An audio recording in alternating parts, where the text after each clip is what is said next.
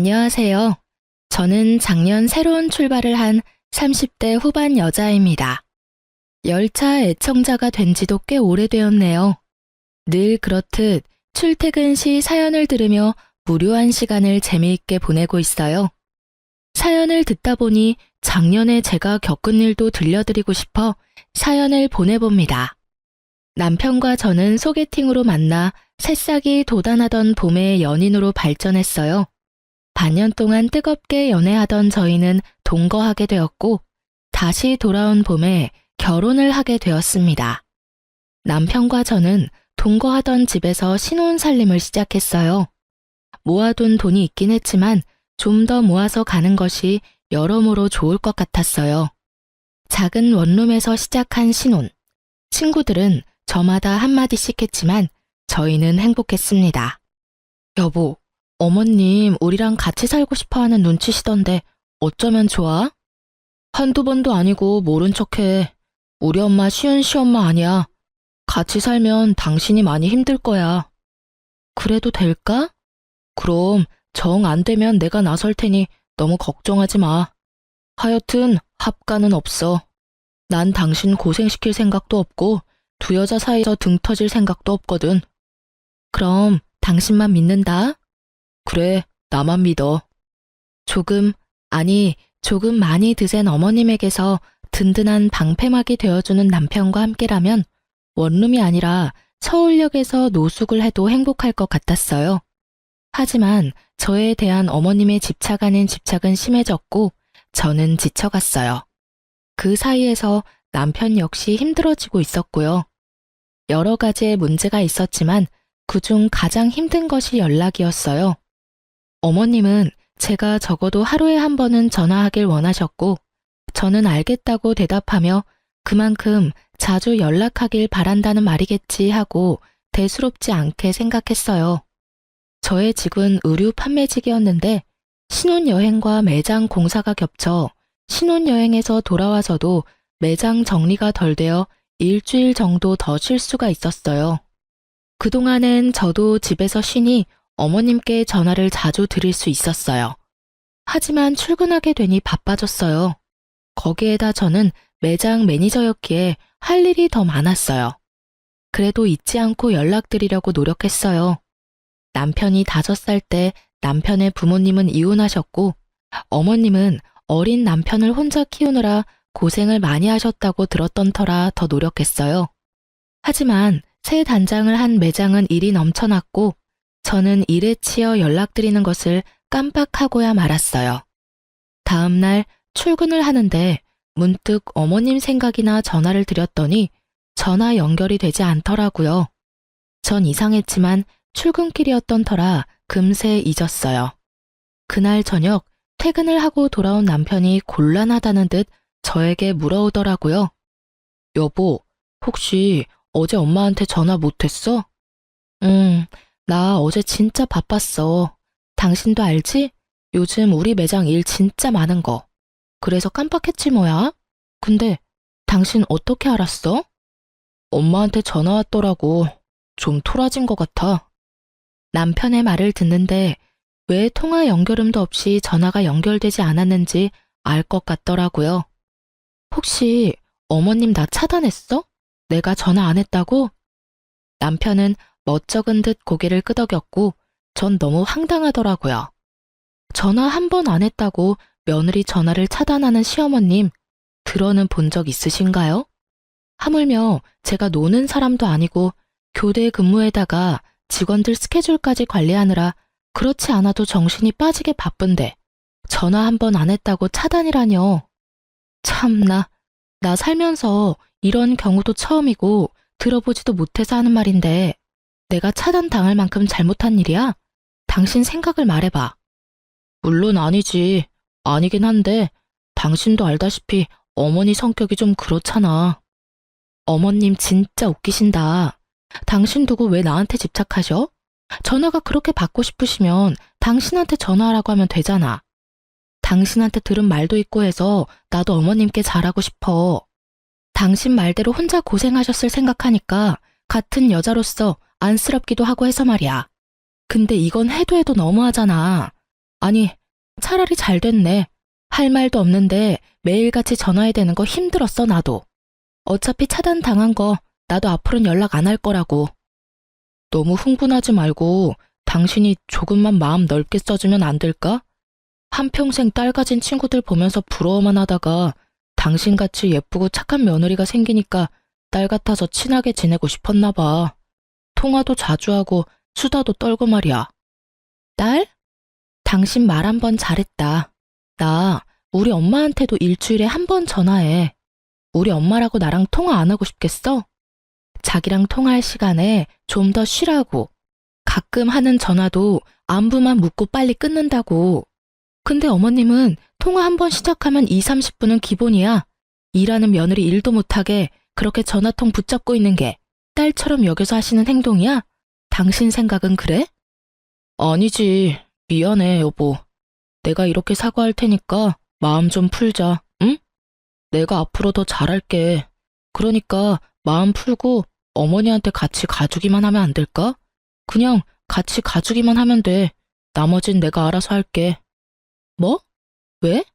어머님이 무릎 꿇고 빌기라도 하래? 그게 아니라. 남편은 우물쭈물 말끝을 흐리더라고요.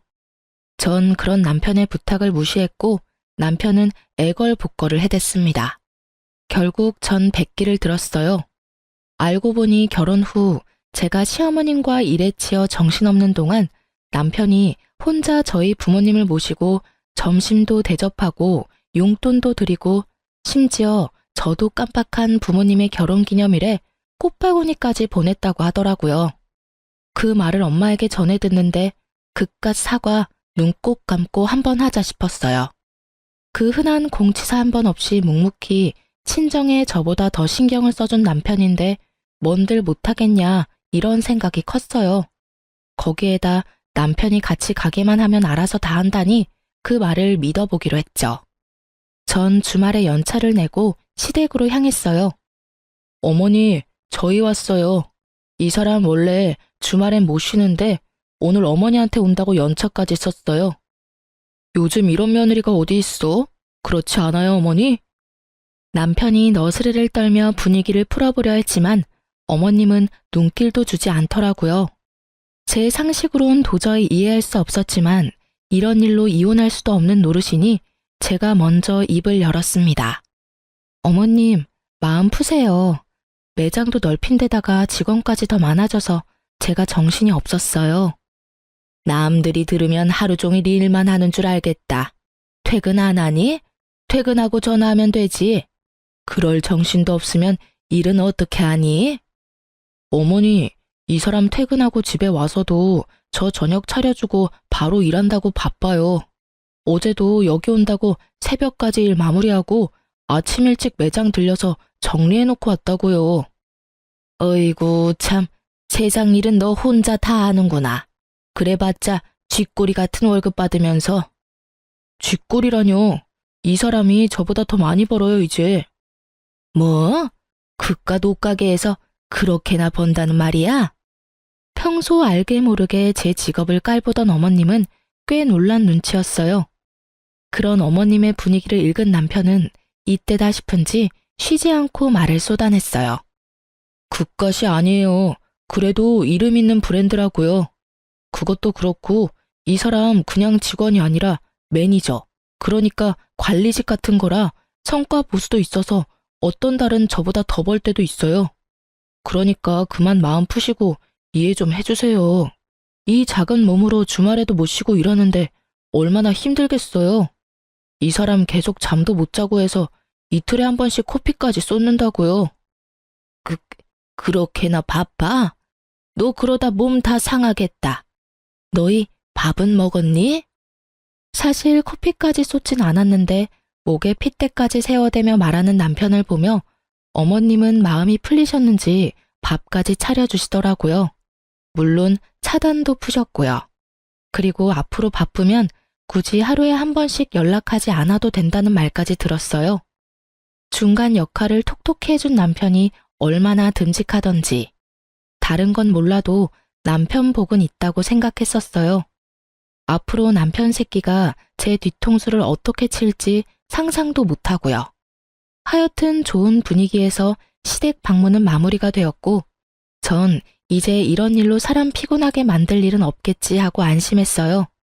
하지만 시어머님은 상식 밖의 사람이었고, 제가 연락을 드리지 않으니 어머님이 전화를 해대기 시작하더라고요. 바빠서 전화를 받지 않으면 받을 때까지 하는 어머님. 점점 심해지는 어머님의 선 넘는 전화에 전 지쳐갔고 예민해지고 있었어요. 당연히 일에도 지장이 생겼어요. 한번 시작하면 끝날 생각이 없으신 어머님과 부재중.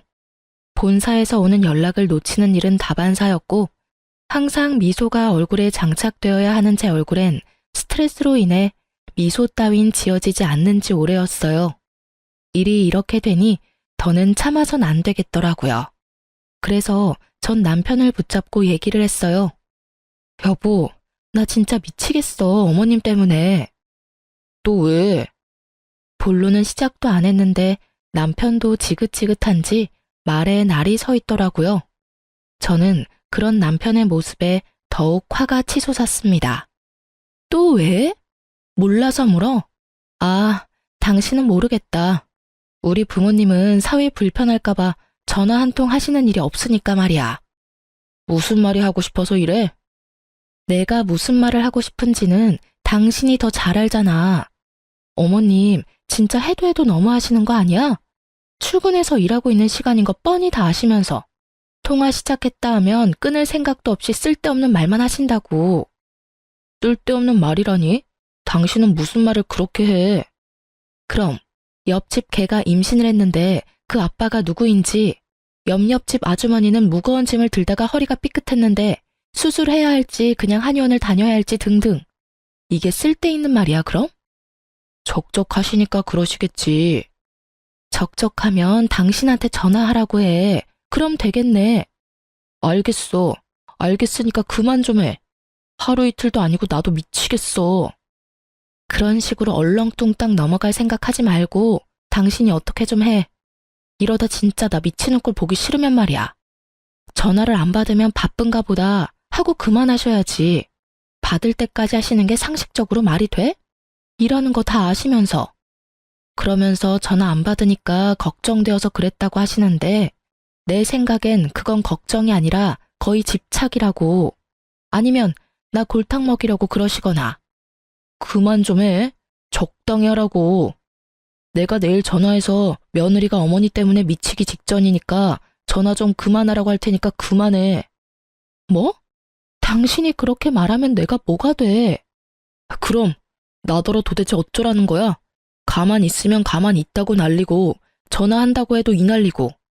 어쨌든 당신이 그렇게 원하는 대로 2번 다신 전화 못하게 할 테니까 그런 줄 알고 잔소리 좀 그만해.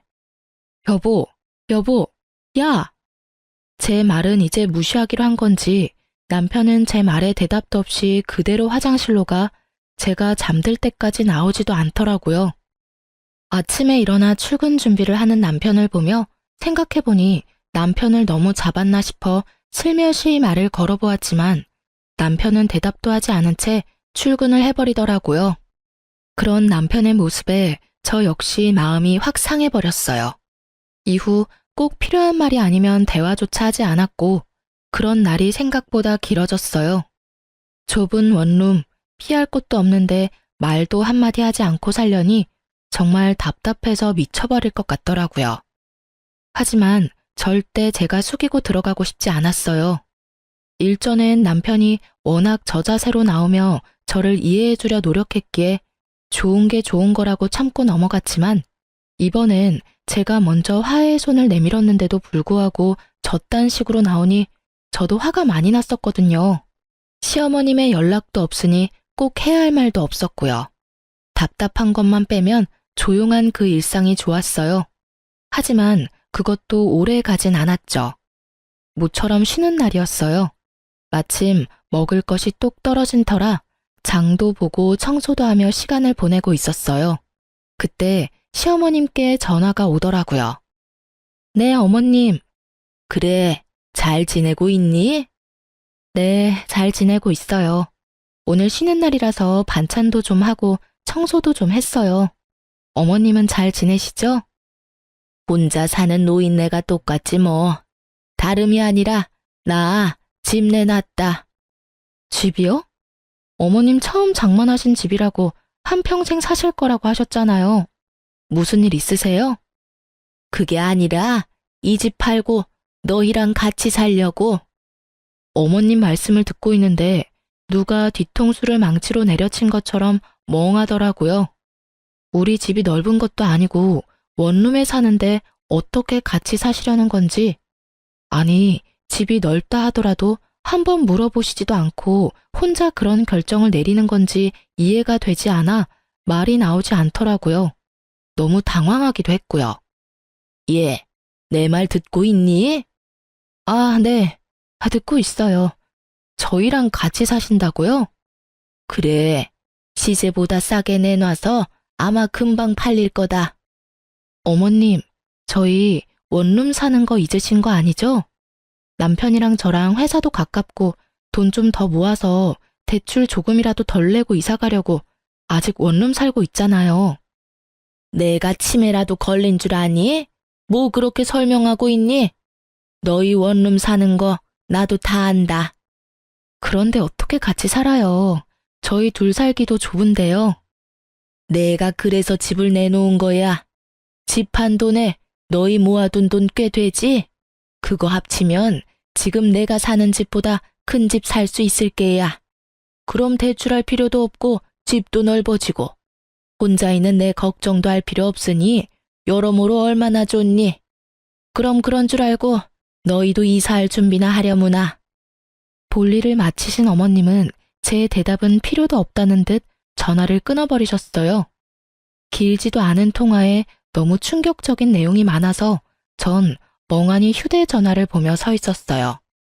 하나 둘 머릿속 정리가 끝나고 합가해야 한다는 결론에 도달했을 때 전 남편에게 전화를 걸어 할 말이 있으니 빨리 들어오라는 말을 하고 전화를 끊었어요. 그나마 다행스러운 건 남편도 어머님을 모시고 사는 건 반대했었다는 것이었어요. 그날 저녁 남편은 퇴근을 하고 돌아왔고 여전히 남편의 얼굴은 어두웠어요. 무슨 일인데? 표정만큼 말투도 어두웠지만 전 더는 큰 싸움으로 키우고 싶지 않아 오르는 화를 꾹 누르고 최대한 상냥하게 말하려고 애썼습니다. 어머님 오늘 전화하셨는데 집 내놓으셨대. 우리랑 같이 사시려고 그러셨다는데 당신 생각은 어때? 당신도 반대하지? 예전에 같이 안 살 거라고 나한테 모르는 척하라고 그랬었잖아. 그렇지? 그래? 나한텐 별말 없으시던데. 아, 어머니랑 아버지 다시 합치신다고 하시던데 그래서 그러시나 보다. 아버님이랑 어머님이 다시 합치신다니? 그게 무슨 말이야? 당신만 가끔 아버님 만나는 거 아니었어? 어머님도 만나고 계셨던 거야? 아니, 최근에 만나셨나 봐. 아버지가 어머니한테 연락했는데 어머니도 나 장가가고 적적하셨는지 가끔 만나시다가 다시 합치기로 하셨나 봐. 아버지 몸도 요즘 안 좋으셔서 어머니도 걱정되셨겠지 뭐. 여러모로 잘된 일이지. 새로 추가된 사실에 저도 모르게 언성이 올라갔어요. 여러모로 잘된 일? 당신 진짜 그렇게 생각해? 그럼 두 분이 오순도순 같이 사시면 되지. 우리까지 왜 같이 살재? 그거야, 나랑 아버지는 함께 살지 못했으니까 이제라도 같이 살고 싶으신가 보지.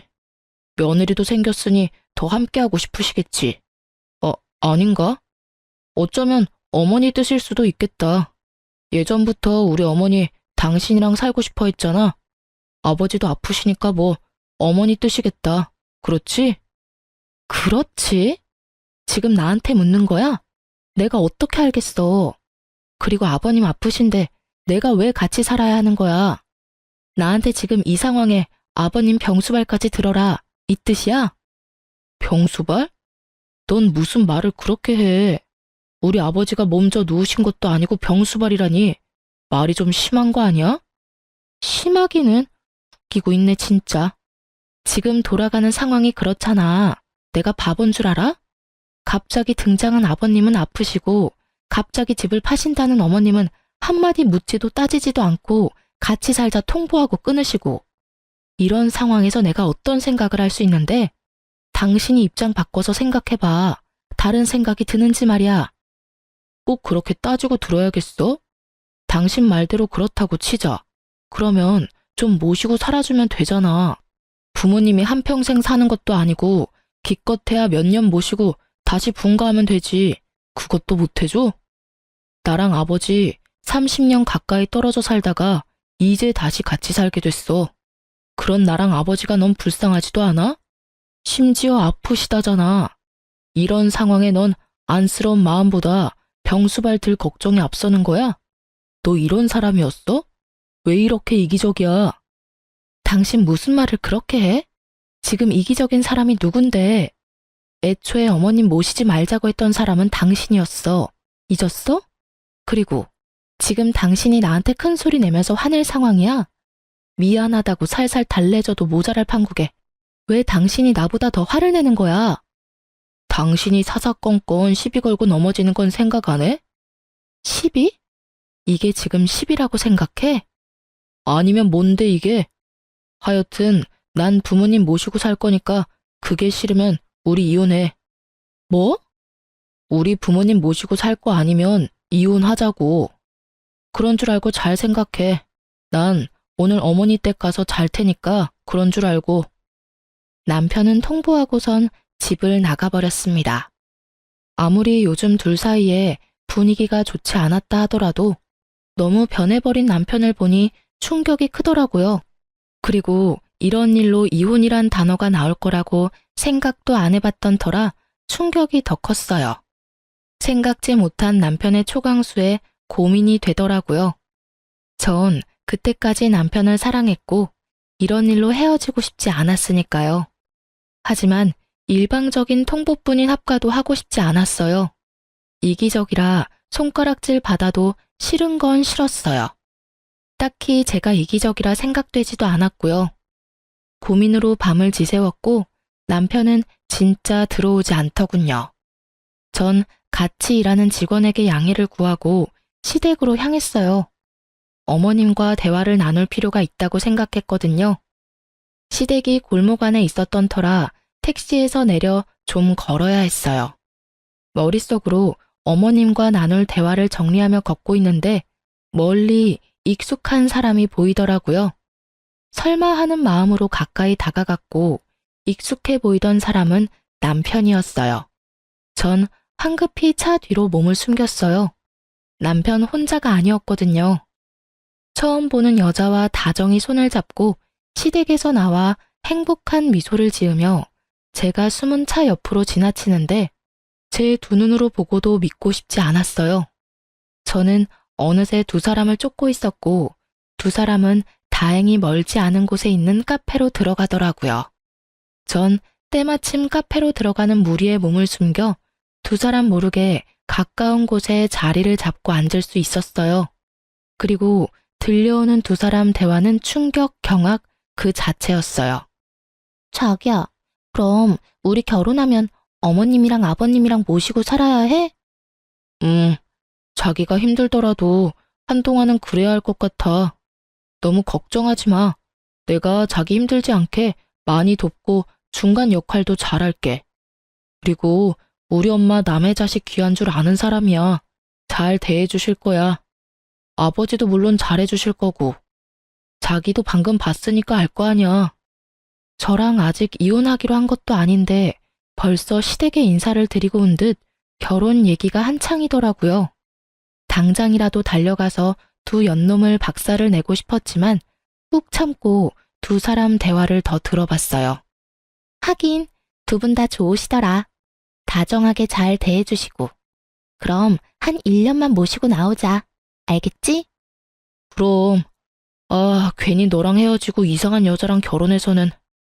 너랑 헤어지고 내가 얼마나 힘들었으면 그런 여자를 만났겠냐? 그러니까 내가 다시 만나자 했을 때 만났어야지. 괜히 다른 여자 만나보겠다고 소개팅이나 하고 다니고. 내가 그 꼴 보기 싫어서 회사도 옮겼던 거야. 그런데 왜 다시 돌아왔대? 과장님이 다시 돌아오라고 계속 연락이 오기도 했고 자기가 나 말고 다른 여자랑 얼마나 잘 먹고 잘 살고 있나 궁금하기도 해서 돌아왔지. 나도 멋진 남자 만나서 잘 사는 모습 보여주려고 했는데. 그러는 여자가 회식 때 그렇게 노골적으로 모텔 가자고 꼬셨어? 그래서 싫었어? 싫긴. 자기가 그러지 않았으면 내가 꼬셨을 건데? 서로 얼마나 좋아 죽는지 남편 새끼와 상간녀는 찰싹 붙어서 떨어지질 않더라고요. 주변 눈치도 안 보고 대놓고 하는 애정 행각에 지나가는 사람들의 수군거리는 소리가 끊이질 않았죠. 결국 두 사람에게 카페 직원이 가서 한 소리를 하고 나서야 멈춘 듯 했어요. 저기 손님, 여기서 이러시면 안 됩니다. 다른 손님들이 불편하다고 하세요. 네? 네. 아이, 쪽팔려. 그러게 그만하라고 했잖아.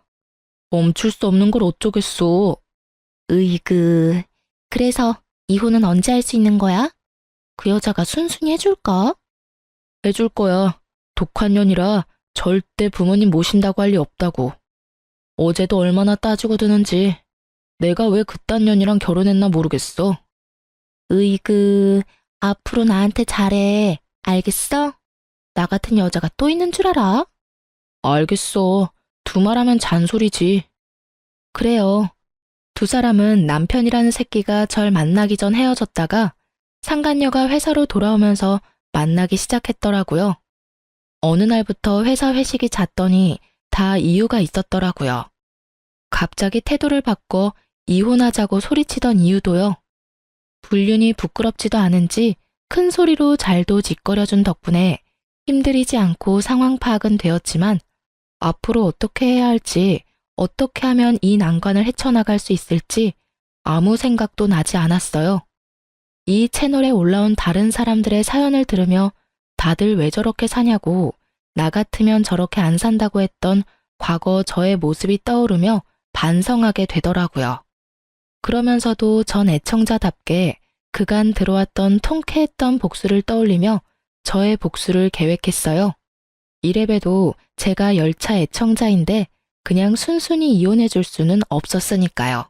그날 밤 집으로 돌아온 남편 새끼에게 말했어요. 이혼하자. 정말? 나랑 이혼할 수 있겠어? 그깟 이혼하면 되지. 뭐 큰일이라고. 그리고 당신이 이혼하자고 해놓고 왜 그렇게 놀라? 왜? 하기 싫어? 아니, 난 당신이 이렇게 쉽게 이혼한다고 할 줄 몰랐지. 누가 그래? 쉬웠다고. 나도 쉽지 않았어. 하지만 어쩌겠어? 난 합가할 생각이 없고 당신은 죽어도 합가를 하겠다는데. 남들이 들으면 그깟 문제로 무슨 이혼까지 한다고 할 수도 있지만 우리한텐 그깟 문제가 아니니까 어쩔 수 없지. 그래.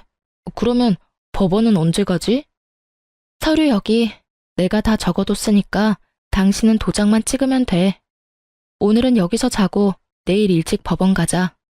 당신이 침대에서 자. 난 일이 바빠서 오늘도 밤새야 할 것 같아. 어? 알겠어. 아, 그리고 이거 기억하지? 남편은 제 손에 들린 종이 한 장을 보더니 얼굴이 새파랗게 변하더군요. 이거 그냥 장난 같은 거였잖아. 장난? 넌 5천만 원이 장난이야? 남편은 저와 결혼한 지 얼마 되지 않았을 때 비트코인으로 돈을 날렸고 제가 그걸 메꿔준 적이 있었어요. 그땐 장난처럼 썼던 각서 한 장이 이렇게 쓰일지 몰랐지만 결과적으론 천만다행이지 뭐예요. 여기 이런 내용이 있어. 만약 우리가 이혼하게 될 시 을은 갑에게 빌렸던 5천만 원을 일시불로 상환하고 이자 역시 일시불로 상환한다. 이자는 이금융 최고이자로 계산하고 기간은 빌려준 시점부터 돈을 완납하는 시점까지로 한다. 그러니까 잘 계산해서 통장으로 입금해. 내일까지 입금 안 되면 고소할 테니까 그렇게 알고. 그러면 먼저 자. 난 씻고 일할 테니까. 전 혹시나 개거품 물고 달려들 수도 있는 남편을 피해 화장실로 대피했고 밖에서 어떤 소리가 들려와도 절대 나가지 않았어요. 몇 시간이나 흘렀을까요? 어떤 인기척도 들리지 않아 나가보았더니 속편히 자고 있더라고요. 그런 남편 새끼의 휴대전화를 뒤져보았어요. 그 멍청한 놈은 그 흔한 패턴도 해놓지 않았고 상간녀와 나눈 대화도 지우지 않았더라고요. 심지어 사진까지 있었어요. 그 멍청함이 얼마나 고맙던지. 전 외도 증거들을 손쉽게 손에 넣었고 다음날 아침 이혼할 생각에 들뜬 남편에게 또 한 방 먹일 수 있었어요. 이제 갈까? 근데 당신 대출은 얼마까지 돼? 내 대출은 갑자기 왜? 당신이 나한테 위자료 줘야 할 텐데 빌린 돈도 있고 하니까 아무래도 대출 한도에 간당간당할 것 같아서 그러지. 내가 당신한테 위자료는 왜 줘? 당신 바람 피운 거 나 다 알고 있어. 증거도 다 있으니까 발뺌할 생각 같은 거 하지 말고. 난 택시 타고 법원 갈 테니까 당신은 차 끌고 오든가 알아서 해. 오면서 대출도 좀 알아보고. 그럼 이따가 봐. 야, 잠시만. 내가 그럴 돈이 어딨어. 그래도 양심은 있네. 바람 피운 건 부정 안 하는 거 보니까. 아, 맞다. 그리고 나 상간녀 소송도 할 거니까 그년한테도 좀 전해줘. 돈 준비하라고. 알겠지? 그럼 나 먼저 간다. 제 뒤통수에 대고 욕을 어찌나 하는지. 그 욕을 다 들으면서 집에서 나오는데 화는커녕 웃음이 터져 나왔어요. 어찌나 통쾌하던지. 여기서 복수가 끝이냐고요? 그럴 리가요. 제가 여기 애청자인데 이깟 위자료 좀 뜯어냈다고 통쾌하겠으며 복수가 될까요? 제 복수는 이제부터 시작이었어요. 저의 계획대로 이혼은 잘 진행되었고 빌려주었던 돈과 더불어 위자료도 다 받았어요. 돈을 뜯긴 상간녀는 아직도 정신을 못 차리고 전 남편과 결혼하더라고요. 그 한치 앞도 보지 못하고 사랑 타령이나 해대는 것이 얼마나 고맙던지 눈물이 다 나더라고요. 빚쟁이 남편의 집착이 광증에 가까운 시모에 몸 아픈 시부까지. 지옥으로 가는 KTX를 탄 상간녀의 앞날은 보지 않아도 뻔했어요. 전 서두르지 않고 때를 기다렸습니다. 그리고 생각보다 빨리 그때가 왔어요. 두 사람이 결혼식을 하고 한 달이나 지났을까요? 전 남편한테 전화가 왔더라고요. 아직도 그날의 그 기쁨이 잊히지 않아요. 전 전화를 받았고 전 남편과 만나기로 했어요. 제가 상간녀의 존재를 처음 알았던 그 카페에서요. 오랜만이야. 많이 수척해진 전 남편은 저를 보며 드라마 남자 주인공 눈가를 하며 안부를 물어왔어요. 우리가 안부나 주고받을 사이는 아니잖아.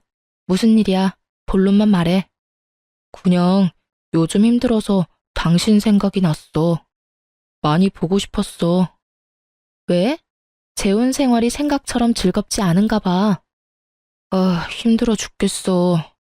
어머니는 어머니대로 집사람한테 전화해대고 아버지는 반찬 타령, 청소 트집에 하다못해 빨래 개는 것까지 트집을 잡으시니까.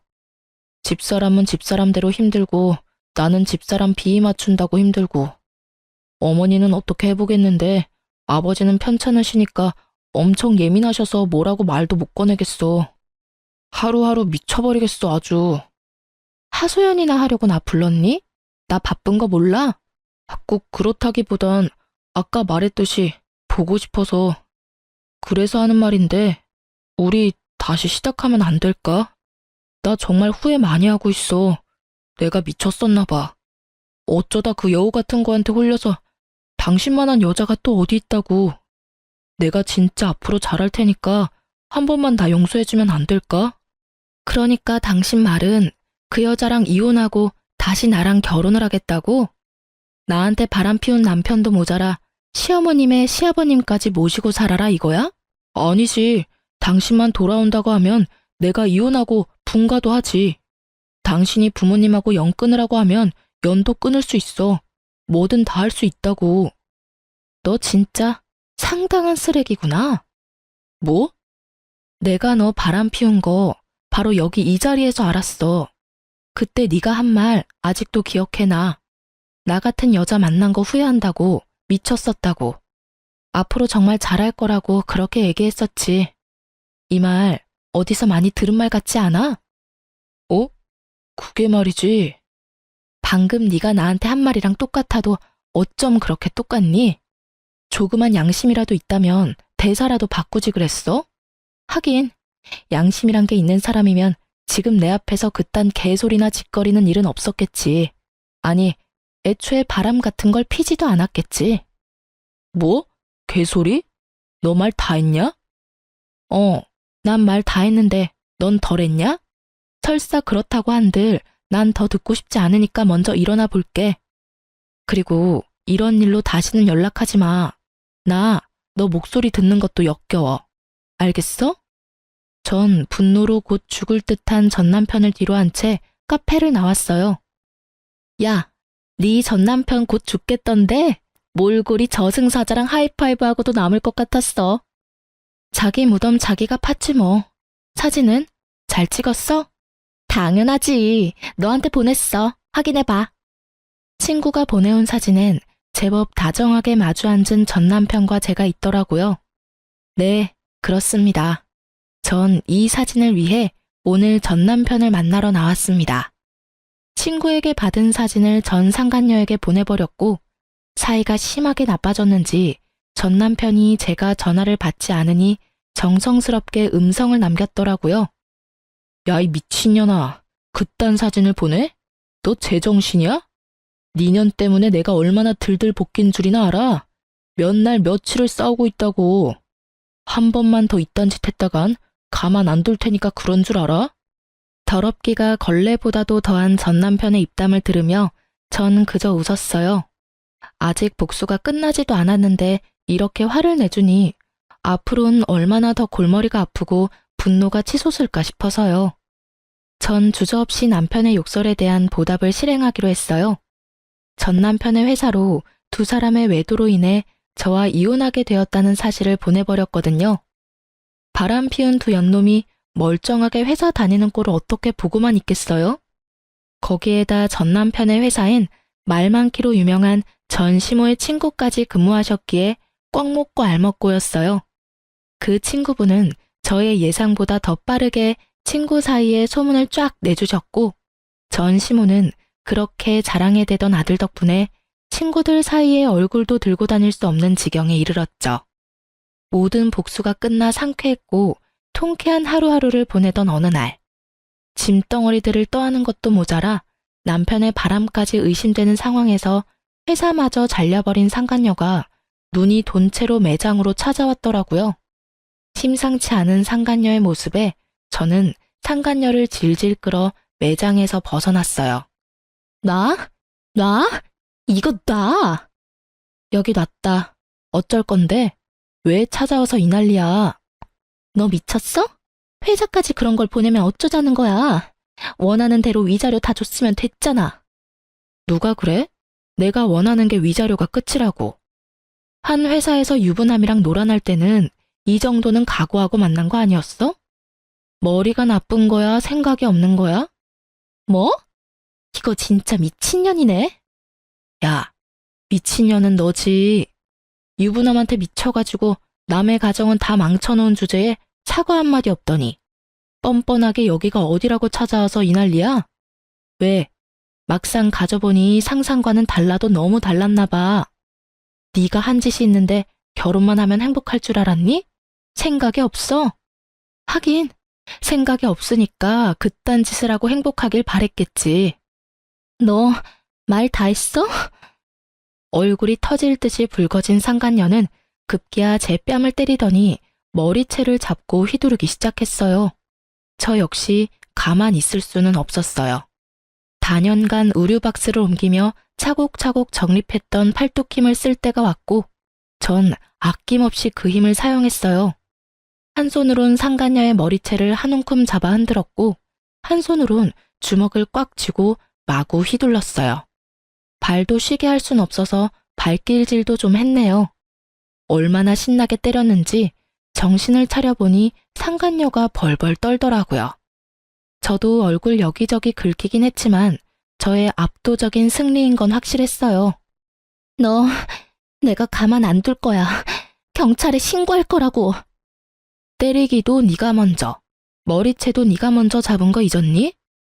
멍청하다 하니까 진짜 멍청한 말만 골라서 한다. 멍청한 년. 그리고 나 위자료 덕분에 돈 많아서 신고한다고 협박해대도 겁도 안 난다야. 아 맞다. 나 네 남편 새끼한테도 돈 많이 받았지? 알려나 모르겠는데 나한테 빌린 돈이랑 위자료 준다고 그 새끼 대출 꽤 받았을 텐데 회사까지 잘려서 어쩐대? 그래도 뭐 두 사람 아직 젊으니까 어떻게 해서든 헤쳐나가면 되겠지. 안 그래? 뭐? 대출? 그 인간 대출까지 있단 말이야? 어머, 몰랐니? 아마 한도 끝까지 받아서 나 줬을 텐데. 완전히 속았어. 이게 다 너 때문이야. 다 너 때문이라고.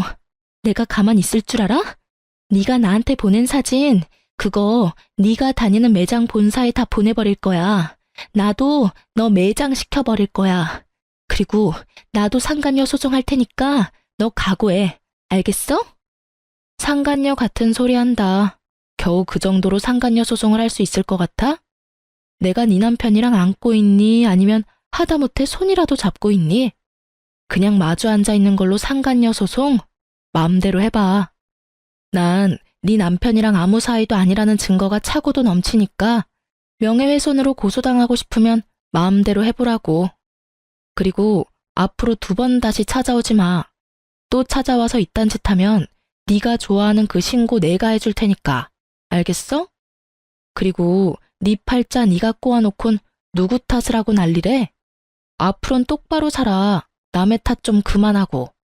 절규에 가까운 상간녀의 고함을 마지막으로 진짜 제 복수는 끝이 났어요. 그렇지 않아도 한 대 쥐어 패고 싶었는데 어찌 알고 찾아온 것인지 상간녀는 처음부터 끝까지 저에게 참 고마운 사람이었어요. 덕분에 그 지옥 같은 집구석으로 기어들어가지 않고 벗어날 수도 있었고 전 남편도 손쉽게 떼어낼 수 있었으니까요. 꼴에 자존심만 센 남편은 여기서 들은 사연처럼 저를 찾아와서 빌거나 그러진 않더라고요. 혹시나 찾아오면 얼굴에 물도 쏟아주고 따기도 한 대 날리려고 했거든요. 물에 홀딱 젖은 그 꼴을 못 봐서 아쉬웠는데 전 남편은 더 비참한 꼴로 살고 있더라고요. 얼마나 더 저에게 통쾌함을 주려고 전 시모가 친절하게 연락을 해주더라고요. 자기 아들이 얼마나 비참한 꼴이 되었는지 알려주시더라고요. 이 나쁜 년아, 너 때문에 내 아들이 어떻게 됐는지 알아? 제가 어떻게 알겠어요. 전 이혼했는데요. 너 같은 년 때문에 내 아들이 알코올 중독자가 됐다고. 그 잘났던 내 아들이 네 년 때문에 또 이혼당하고 취업은커녕 집구석에서 온종일 술만 퍼마시고 있다. 이제 속이 후련하니? 꼭 이렇게까지 했어야만 했어? 제가 했으면 뭘 얼마나 했다고 그러세요. 저도 저 나름대로 자제라는 걸 했다고요. 뭐? 자제? 회사로 불륜 증거까지 다 뿌려서 우리 아들 회사도 잘리게 만든 주제에 자제? 네, 자제요. 아줌마 아들이 미쳐버렸는지 저한테 입에 담지도 못할 쌍욕을 음성사서함에 남겨뒀더라고요. 휴대폰 들고 경찰서 가서 확 신고해버릴까 하다가 그간 살았던 정도 있어서 참아줬네요. 이 정도면 크게 자질한 걸 한 것 같은데 아줌마 생각은 어떠세요? 뭐? 아줌마? 이 인연이 드디어 미쳤구나. 그럼 이혼한 마당에 제가 예전처럼 어머님이라고 상냥하게 불러드릴 줄 아셨어요? 지금 제가 존댓말로 아줌마라고 하는 것도 저한테 고마운 줄 아세요, 아줌마. 뭐? 이 인연이 진짜. 너 지금 어디야? 내가 당장 찾아가서 니년 머리채를 다 뽑아줄 테니. 아, 그냥 제가 가드리죠 뭐. 머리채 다 뽑히러 가는 대신 바로 경찰에 신고할 테니 그런 줄 아시고 뽑으세요. 그리고 합의는 없다는 것도 잘 기억하시고요. 어때요? 이래도 제가 보고 싶으세요? 이 천하의 못된 년 같으니라고. 그리고 아까부터 자꾸 년년 그러시는데 욕설도 신고할 수 있는 거 아시죠? 그래서 하는 말인데 이것도 다 녹음 중이에요, 아줌마. 아들이랑 한 묶음에 엮여서 경찰 신고하기 전에 욕은 그만하고 전화 끊으세요. 남은 여생 아주 편안하게 감방에서 사시기 싫으시면 2번 다시 전화도 하지 마시고요. 아시겠어요? 협박에 겁이 나긴 했는지 그 뒤론 연락이 오는 일은 없었습니다. 우연히 전 남편 회사 동료에게 들었는데 전 남편은 전 시모의 말처럼 취업은커녕 집구석에서 술만 퍼마시는 알코올 중독자가 되었고 그런 아들을 지켜보다 건강이 더 나빠져 이젠 거동조차 못하게 된 전 시부는 누워 지낸다고 해요. 그런 두 사람의 수발을 드느라 전 시모는 죽지 못해 사는 삶을 살고 있다고 하고요. 그리고 이혼을 한 상간녀는 취업이 안 돼 이런저런 알바를 전전하다 최근에 바에서 일하는 걸 봤다고 하네요. 남자 없이 못 살 것 같더니 딱 맞는 직장 얻어갔다고 했네요. 저의 이혼과 복수는 나름 통쾌하게 끝이 났어요. 그 덕분인지 전 하는 일마다 술술 풀리더라고요. 미소가 생명인 서비스직에 아주 큰 도움이 된 이혼이었어요. 저의 얼굴엔 미소가 떠나지 않았고 매장 매출도 어마어마했어요. 스트레스 받거나 신경 쓸 일이 없어 일에 매진했더니 제 앞날이 밝아지더라고요. 이제 곧 본사로 출근까지 하게 되었어요. 제가 계속 욕심냈던 서비스 교육 팀장으로 승진 발령이 났거든요. 아, 그리고 저 드디어 제 집이 생긴답니다. 사실 남편과 사이가 좋지 않아 대화도 없을 무렵 그냥 넣어본 청약에 덜컥 당첨되어 버렸거든요.